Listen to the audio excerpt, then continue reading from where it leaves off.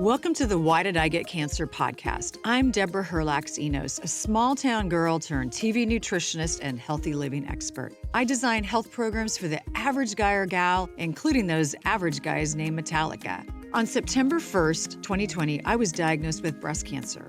I asked every oncologist the same question, why did I get cancer? But none of my doctors had good answers for me. I wanted answers, and that's why I started this podcast. I want to help you to lower your cancer risk and provide self-care tips for those in the battle. I'm getting answers, and I want to share them with you.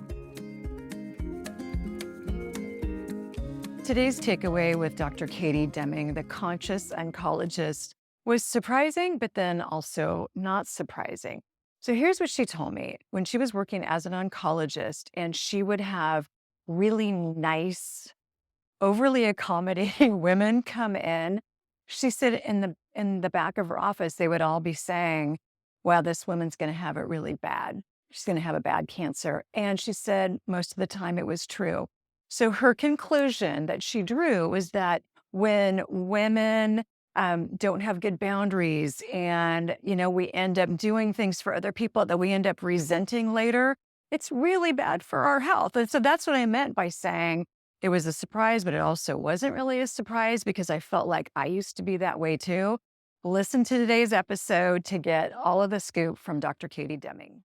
Oh, I'm so excited about today's podcast with Dr. Katie Deming.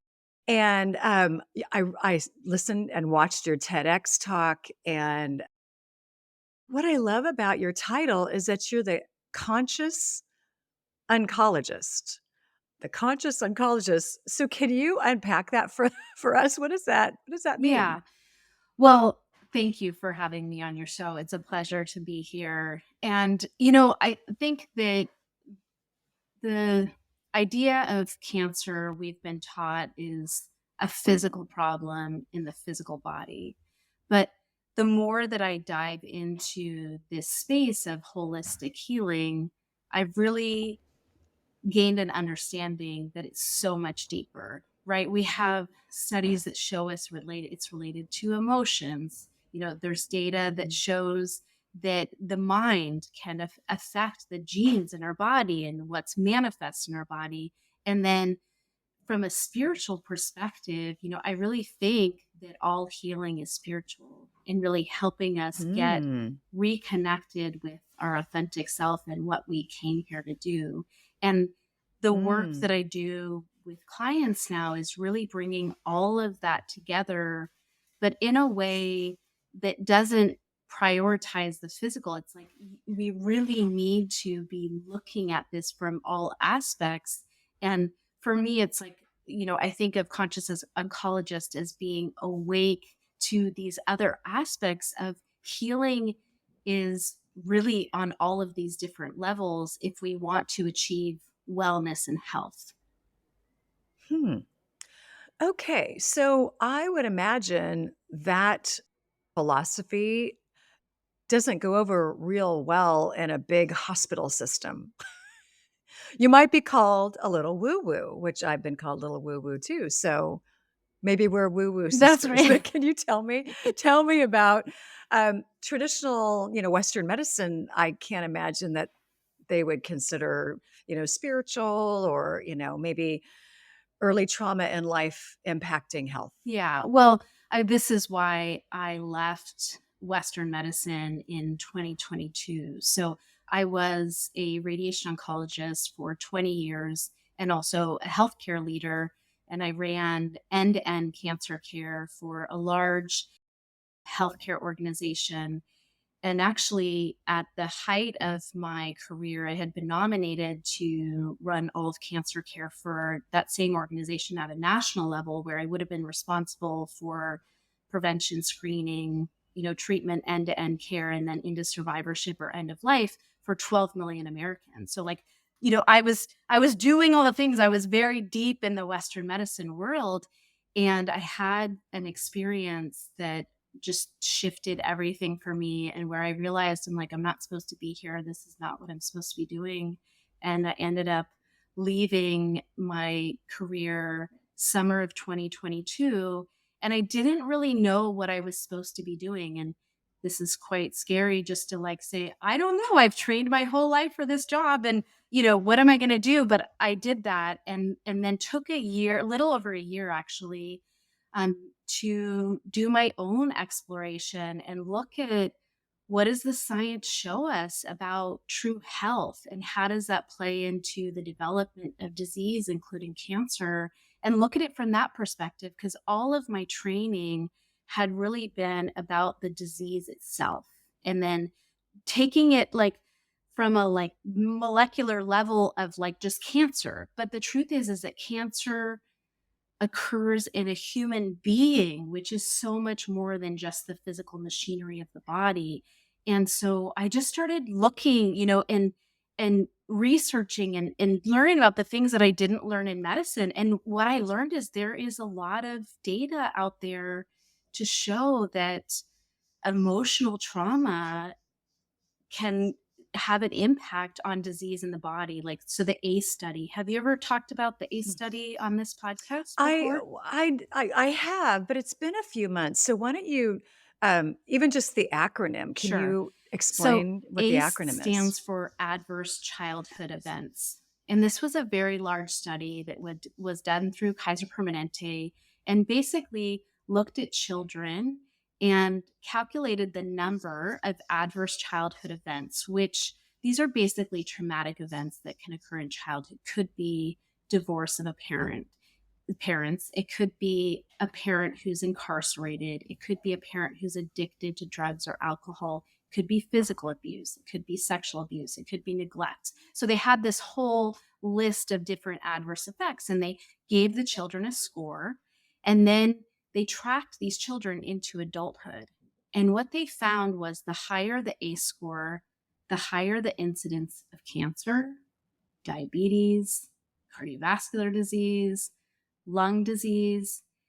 And this to me was mind blowing because this is a big study. This is not like a tiny little thing. And I had never been taught anything about that. And so then I was approaching it from the opposite end of, radical remissions and looking at Kelly Turner's work, who's a PhD who studies Mhm. people who cure cancer without. Right. She's been a guest Oh, on she my has. I love podcast that. before I too. love Yeah, that. she's Amazing, amazing. amazing. I honestly I quote her all the time. Yes. Kelly, Dr. Kelly Turner says. Yes. So, and what I saw in Yeah. there was that there was emotional work that was two of the 9 things that those people do who are able to cure themselves of cancer without treatment are emotional. So one is releasing emotional trauma, and then the other is learning how to cultivate positive emotions. And that's what really set me down on this track. Like, I'm like, I knew it. I knew it had to be more than just the DNA and the physical things that I was taught in medical school.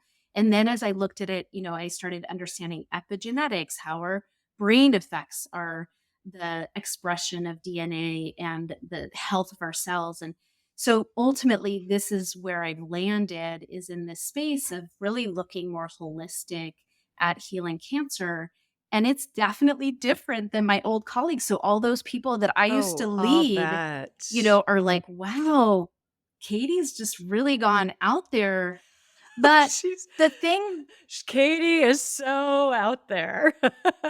But it sounds like you have found an area where you can truly help people discover the root cause of illness. And, our traditional Western medicine, they're great at fixing things. They really are.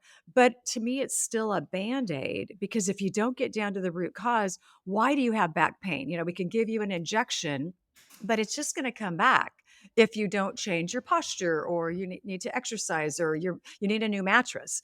And kind of the same thing with cancer. It's there's a good chance it's going to come back in just a different place or, as something else if you don't figure it out. yeah. Well, there's an analogy or a parable that really brought it home for me when I was, busy in my clinic and working. I happened to go to a meditation retreat with one of my best friends who's a GYN oncologist. So she's a surgeon for gynecologic cancers. And when we were at this meditation retreat, they were telling this parable, and the parable is about the river. And it talks about this village that is alongside a river. And one day they find a body floating in the river, and they basically um, rescue the person and get them to dry land. And then the next day there are two people in the river, so they rescue them, and then the next day four, and every day it's doubling. And so this village gets very organized, and they've got like rescue boats, and they've got pulleys to get all the people off the river, and the village elders are praising them for such a good job and how well they're rescuing all the people. And I turned to my friend and I said, "This is Western medicine. This is Western oncology. We are pulling people out of the river, but what the heck is going on upstream?"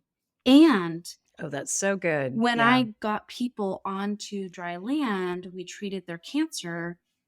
I felt like I was doing them a disservice to let them go back to the lifestyle Hmm. that created the cancer in the first place. And we're telling Right. people, every day I was telling people, I don't know why you got cancer. Like, let's just take breast cancer as an Hmm. example. Only 5 to 10% of breast cancers is genetically related. And there's very Right. few demonstratable events that are related to environmental exposure. So most of the time I was saying, I don't know, it's bad luck. And that to me just Hmm. felt so wrong. How could we not It does. know? Yeah. How could we not know what's Yeah. causing it? And so this is what, really led me into this space of like, I want to go Right. upstream. And then I also want to help people once they've had cancer. How do you really get well? How do you support your body Right. so that it And doesn't create stay it? well. Yes. Right. Well, and my experience is similar when as I mentioned to you earlier, I was asking every oncologist, why did I get cancer? Hence the name of this podcast. And the answer I got was, well, you have boobs. And I thought, well, so does 50% of the rest of the people on this planet. So are you saying if you have breasts, like it's inevitable? And I just couldn't accept that answer.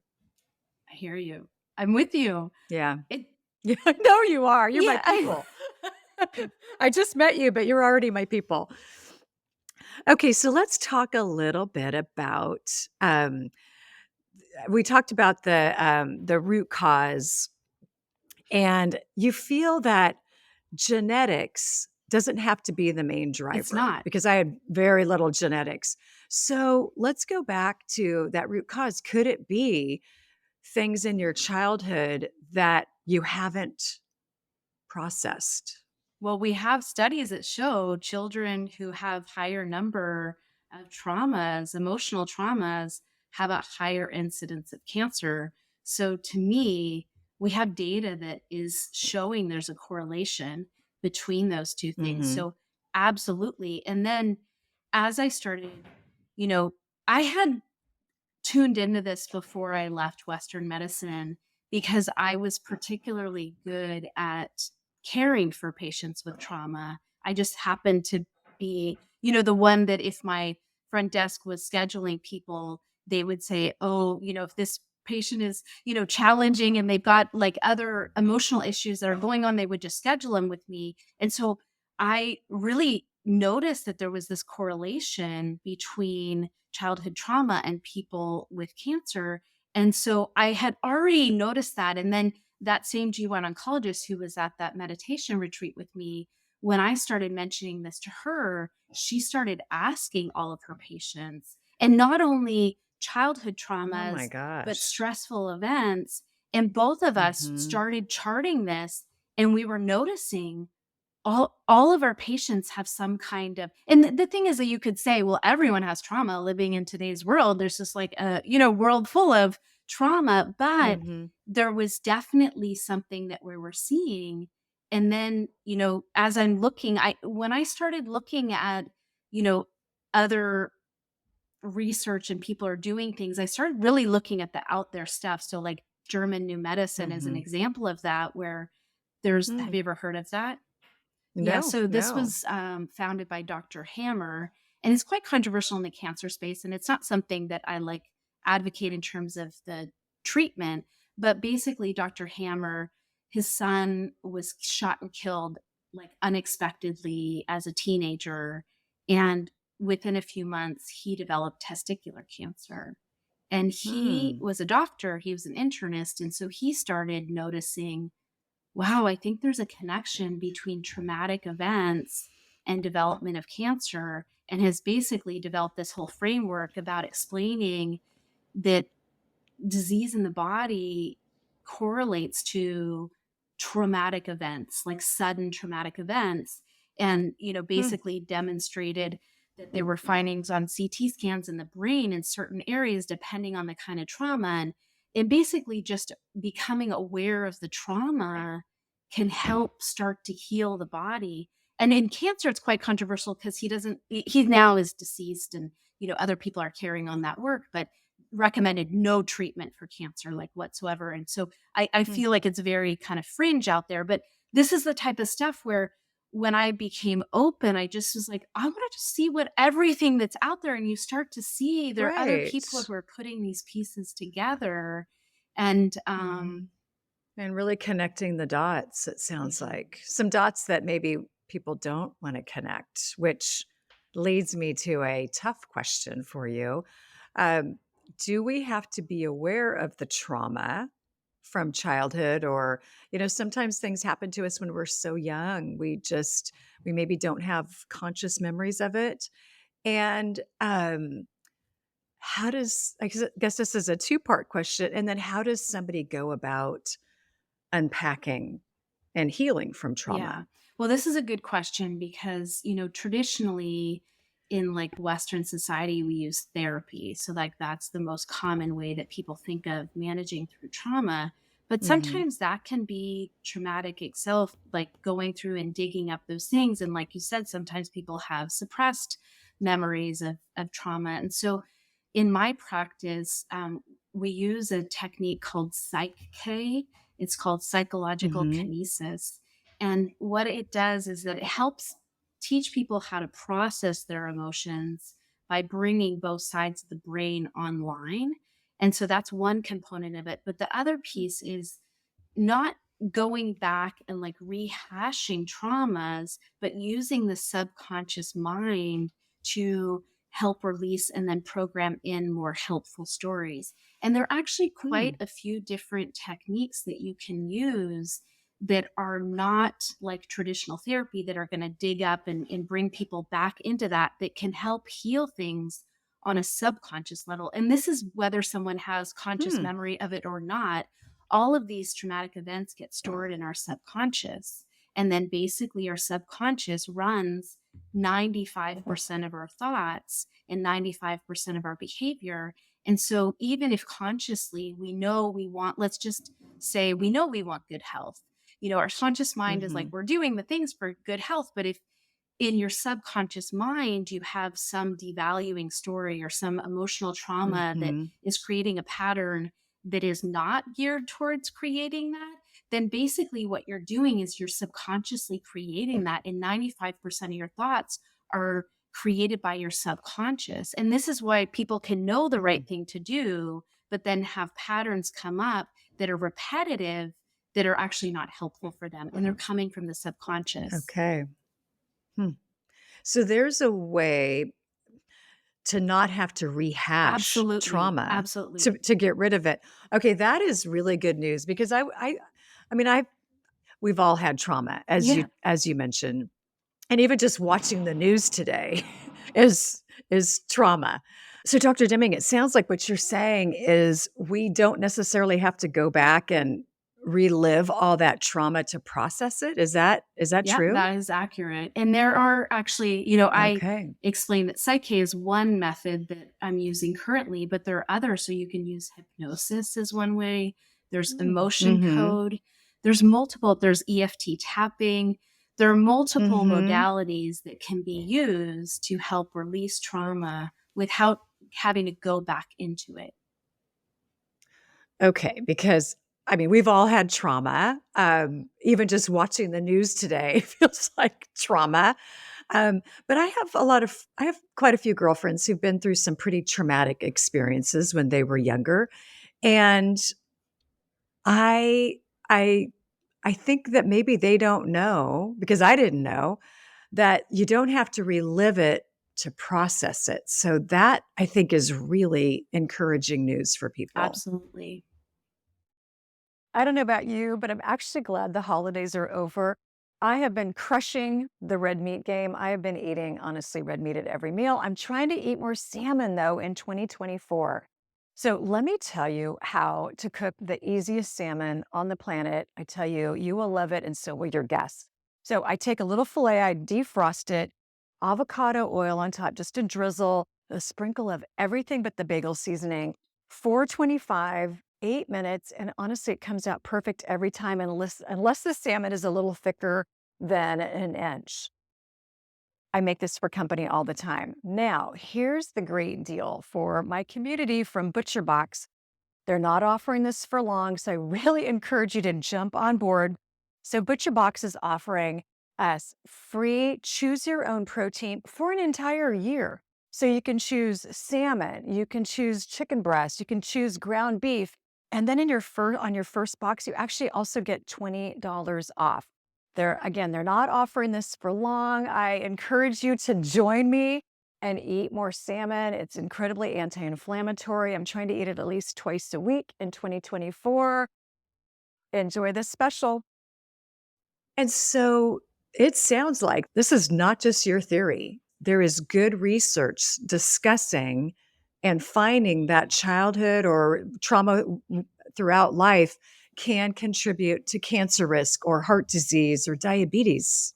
Absolutely. Many types of illness. Cancer is just my particular lens, but as I'm digging into this research, Mm-hmm. I'm finding that it's correlated with other types of illness as well. Wow. Okay. So where does someone start if they want to live their healthiest lives, no matter what age they are, and whether or not they've ever been diagnosed with something? Where does somebody start just to make sure this area of their life is cleaned up?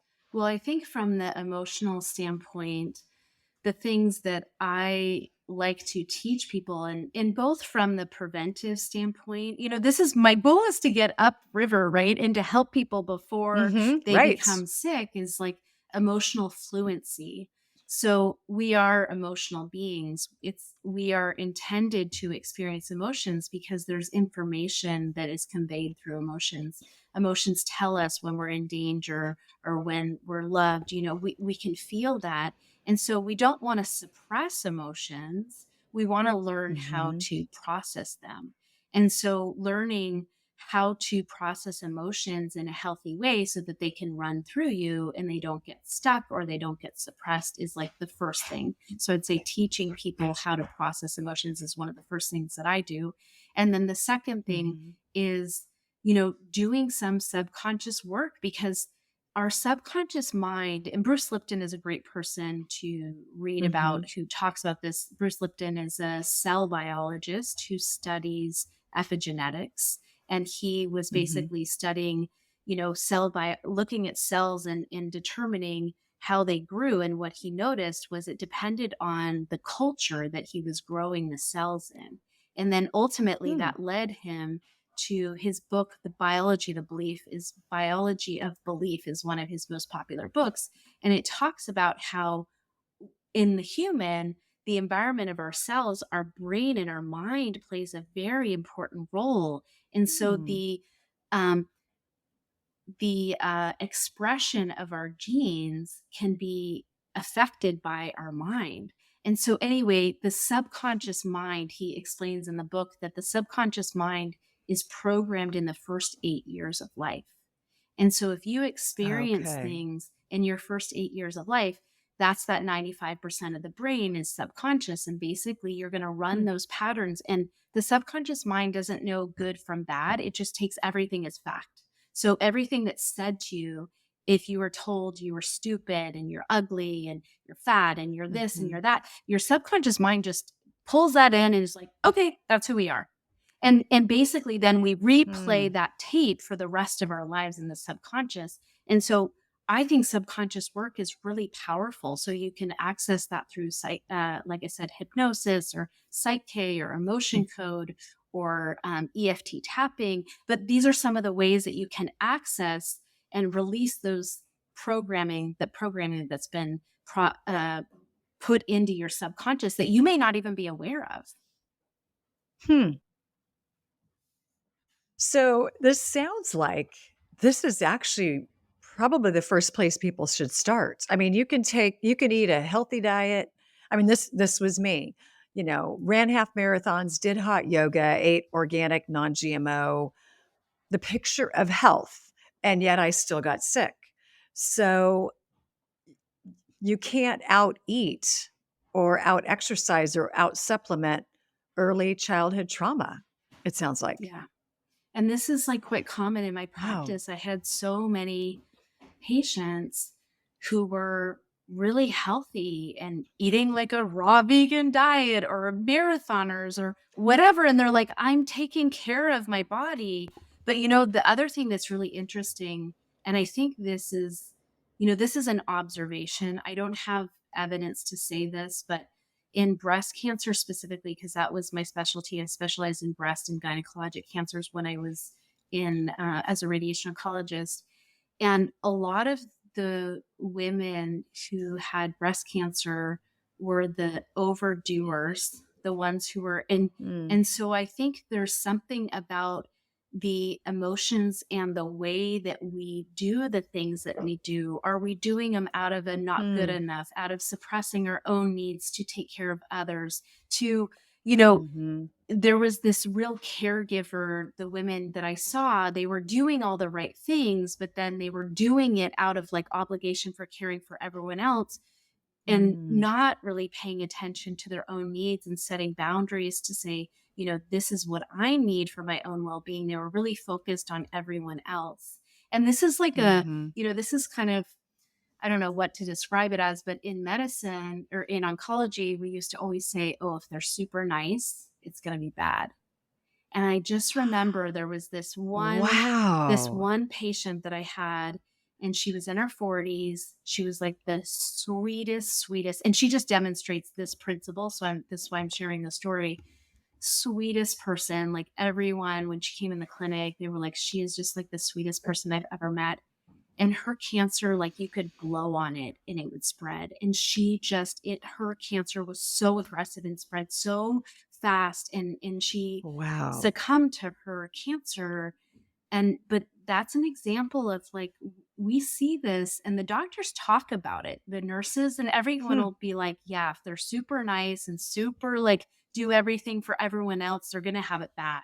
And this is like one of those things that we say, but then nobody really Wow. like thinks about, well, wait, why is Right. that? Like, what's going on there? And I think it's a That suppression. is crazy. I've never heard that.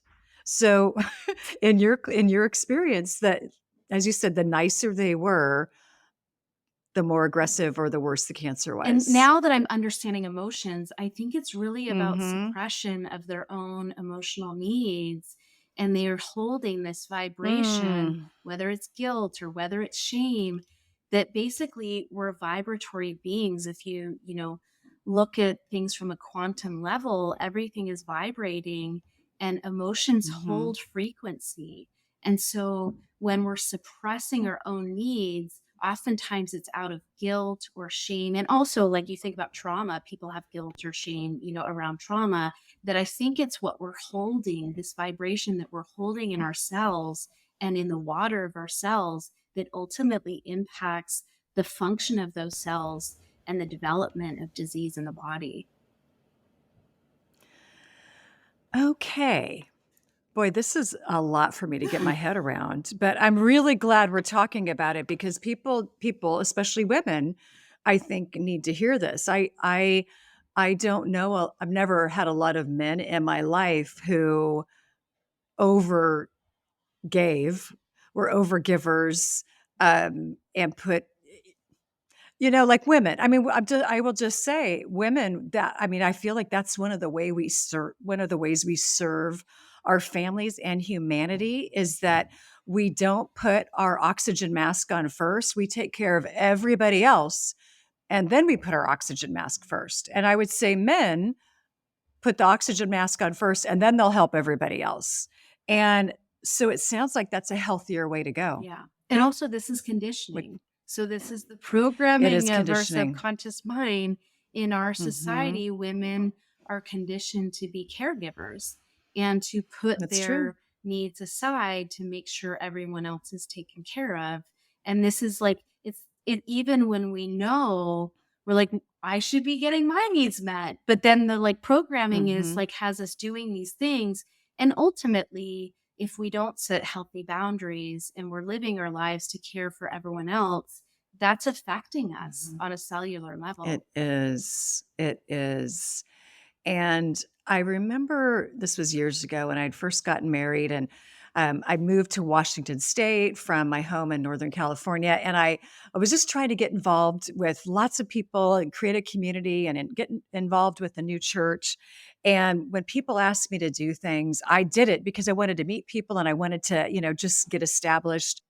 And I had a new girlfriend say, if you resent doing it, it's not a blessing to anybody, including yourself." And I thought, "Oh, bingo. Like I'm over giving and not taking care of my own needs." And then you just get resentful, like, "Oh, I've got to drive over there and do this. Now I have to go do this."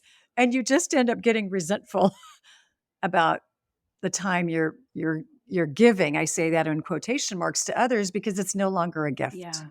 No, I love that she said that because it's so true. But Yeah. there are all these expectations. So we feel like we need to do that. Mhm. And actually, that's some of the work that I've been working on since I left Western medicine in 2022 is really learning how to set boundaries for what's best for me. Because I mean, as an oncologist, I know people think like oncologists are, short and, can maybe like have some negative things about the doctors per se, but the truth is that we are definitely overgivers, and I was way Mhm. overdoing so many things and realized that if I wanted to model that for my patients and teach people how to truly take care of themselves, I had to learn how to do it for myself, and it was kind of painful. Right. I'll bet it was, and it's not easy to learn new things, but then, there's encouragement along the way, of course, because maybe you're sleeping better and you feel better and you have more time to go do that yoga class, and then all of a sudden, you just become such a blessing to other people because you've taken care of yourself first. Yeah, and I'll take that one step further is to say what got you here, which is cancer, is not going to get you where you want to go, which is well being. And that change is really required to create something different. And what you just Mhm. described is the practice of creating something different, creating that change. Hmm. Okay. Okay. So, Dr. Deming, you've unpacked a lot for us today. But now I wanna end with action plan and hope and, I don't like saying, "Do you have a three-step program?" Because that's not what this is about, but where is a good place to start? Do you have some resources that you can share with my listeners? Yeah, so I have a podcast called Born to Heal, and that gives little snippets of like actionable things like 15-minute episodes of like how to process emotions, how to manage fear, which is a big one when people have cancer. Mhm. So my podcast is a great place to start. And then in the new year, I am going to be having some workshops around kind of pulling this all together. How do you create a plan around creating true well-being in your body? Okay. Okay. And then, do you also have some resources? You'd mentioned tapping, which I love. I love tapping. And maybe I can include some things in the show notes for somebody to just kind of, see what else is out there once they start deciding to maybe just take a look at this work. Yeah, so I don't use tapping in my programs right now, but Psych K, so Psych K it stands for psychological kinesis. And that's actually a technique that Bruce Lipton, who I described, that cell biologist, recommends. That's something that you can look up, and they have providers kind of worldwide who do this. And it's a way Mhm. to help learn emotional processing as well as programming of the subconscious mind. So that would be a great place to start. Mm, that sounds really good. Okay. Okay, so this is how I like to end my podcast is, what advice would you give me? Something I can do today to never get cancer again?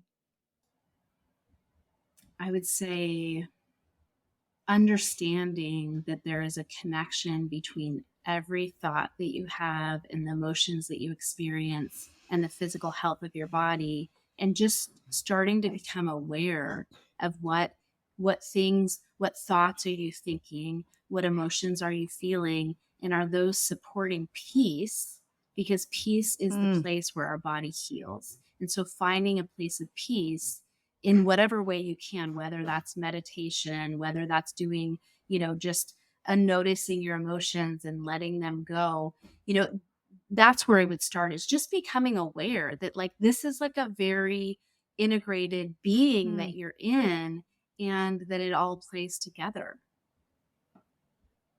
Oh, I love that. And I will admit for the before cancer, if I was mad at somebody or somebody said something to me or somebody, cut me off in traffic, I might get into bed and just kind of chew and stew about it. And then I'd go to sleep and I'd have all these negative emotions in my head, in my body. And even last night, my husband and I were both tired. We're trying to decorate the Christmas tree. We both just got a little snappy at each other. And I went to bed and I thought, that husband.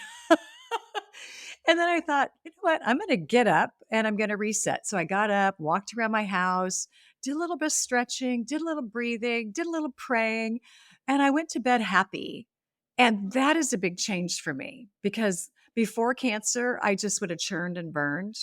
And I decided to just change my circumstances because I'm the only one who has power to do that. Absolutely. Well, and that's one of the things that Yeah. I teach my clients, is how to reframe things to find appreciation for what you have. It's like beautiful that you have a husband and that you have a home that you Hmm. can decorate for Christmas, and starting to Yes. settle into, okay, I was like upset, but you know what? It's like it could be that I didn't have anyone to fight with. So it's like finding those reframes. And I love that Right. you knew enough to get Uh, up and walk around and kind of recenter yourself. But it is really important to reframe things that way. And when you notice mhm. yourself getting upset, just realizing that ultimately, whether you're upset or not, doesn't necessarily impact them. It impacts you more than it does anyone else. It does. It does. Ah, Dr. Deming, this was the podcast I wish I would have had 10 years ago. So thank you.